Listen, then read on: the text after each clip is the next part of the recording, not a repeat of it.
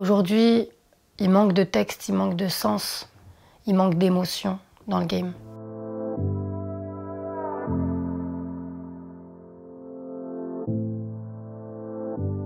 Moi, c'est Lina Mayem, j'ai 25 ans, je suis artiste chanteuse et je viens d'Argenteuil. C'était un phénomène, elle n'était pas humaine, le genre de femme qui change les plus grands délinquants et gentlemen. Une beauté sans pareil, tout le monde veut s'en emparer sans savoir qu'elle est mène en bateau. Le moment qui a fait décoller ma carrière, c'est lors de la reprise que j'avais faite à l'époque de 9 de Yveron. Nouveau riche, ma Lamborghini a pris quelques dodanes. Je finis la queue au Ritz, ni au McDonald's. C'est vraiment un monde de bâtards, de ouf.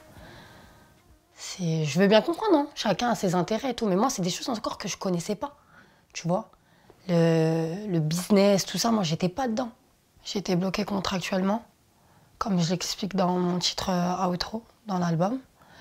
Ce qui m'a freinée, ce qui m'a totalement freinée, s'en est suivi une dépression, moins 17 kilos. Ils m'ont considérée comme un objet, hein.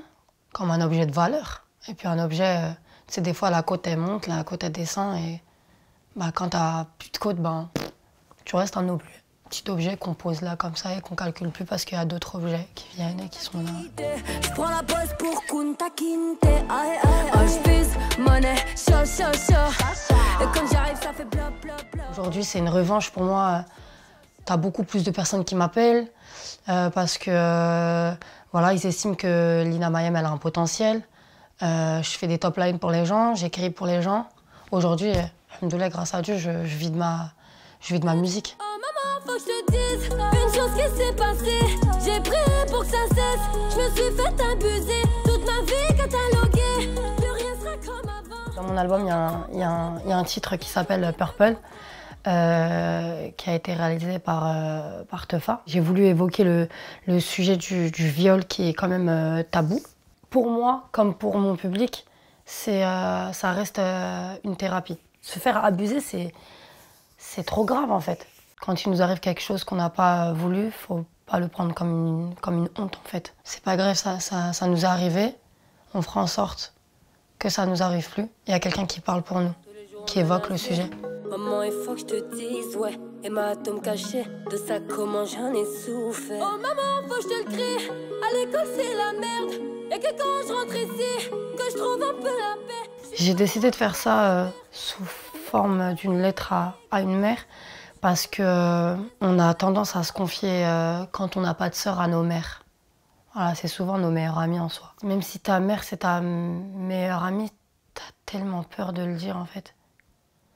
T'as tellement peur de le dire.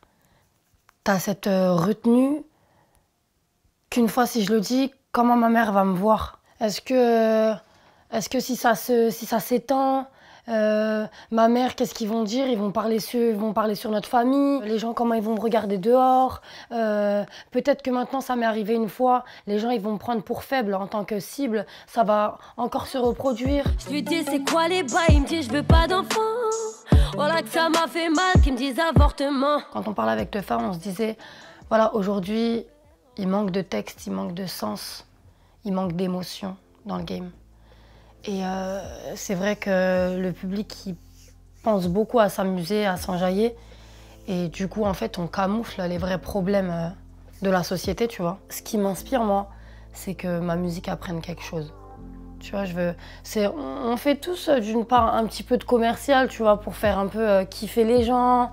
Tu vois, on a tous besoin de ce côté un peu, de cette gaieté en soi. Mais tu vois, au bout d'un moment, il faut parler des choses réelles. Tu vois, on a la chance d'avoir une aura, d'avoir de la notoriété pour étendre un travail.